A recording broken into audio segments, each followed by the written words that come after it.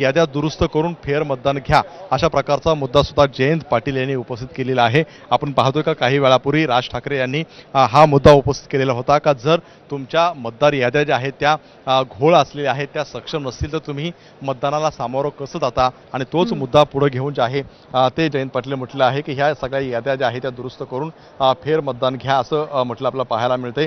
त्यामुळे आपण पाहतोय का जयंत पाटील सुद्धा तो पुन्हा एकदा मुद्दा जो आहे तो समोर आणलेला पाहायला मिळतो। यामध्ये आपण पाहतोय का जयंत पाटील आता बोलत आहेत आणि जयंत पाटलांनी काही पुन्हा एकदा मुद्दे ठेवलेले आहेत। आम्ही तुम्हाला पुरावे काही दिवसात देतो असं सुद्धा जयंत पाटील यांनी जे आहे ते म्हटलेलं आहे।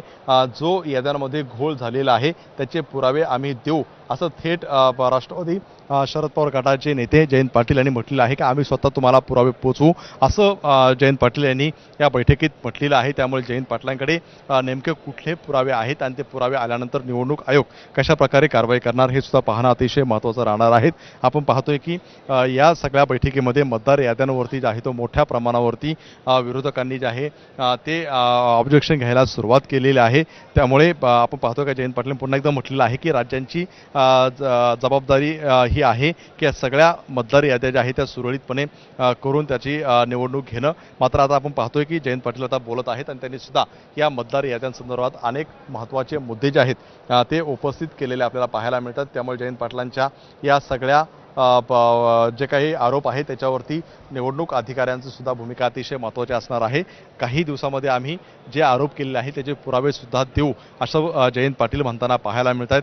त्यामुळे आपण जर पाहिलं का जयंत पाटलांनी काही महत्त्वाचे मुद्दे मांडलेले आहेत, त्यामध्ये त्यांनी सगळ्यात महत्त्वाचं म्हटलंय की या सगळ्या निवडणुकाच्या संदर्भामध्ये आम्ही जे निवडणूक आयोगाला पत्र लिहिलं होतं ते पत्र मिळालं नाही असं निवडणूक आयोग म्हणतंय। त्यामुळे कुठंतरी याच्यावरती सुद्धा प्रश्नचिन्ह जो आहे तो निर्माण केला आपल्याला पाहायला मिळतोय।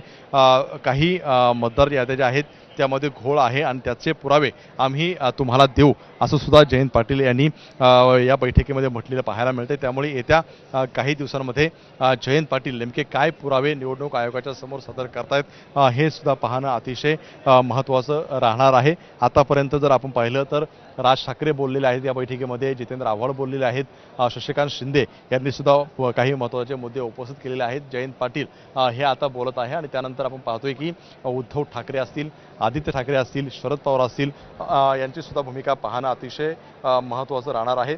जयंत पाटलांनी आणखी काही पुन्हा एकदा मुद्दे जे आहेत ते उपस्थित केलेले आपल्याला पाहायला मिळत आहेत। खोटे मतदार हे लाखांच्या घरामध्ये आहेत असा आरोप सुद्धा जयंत पाटील यांनी केलेला आहे। जयंत पाटील म्हणतात की लाखोंच्या संख्येमध्ये मोठ्या प्रमाणावर महाराष्ट्रात खोटे बोगस मतदार आहेत आणि त्याचे सुद्धा पुरावे आम्ही देऊ असं जयंत पाटील यांनी म्हटलेलं आहे। त्यामुळे हा अतिशय गंभीर आरोप जो आहे तो जयंत पाटलांचा म्हणावा लागणार आहे। जयंत पाटलांनी हा जो आरोप केलेला आहे की मोठ्या प्रमाणावरती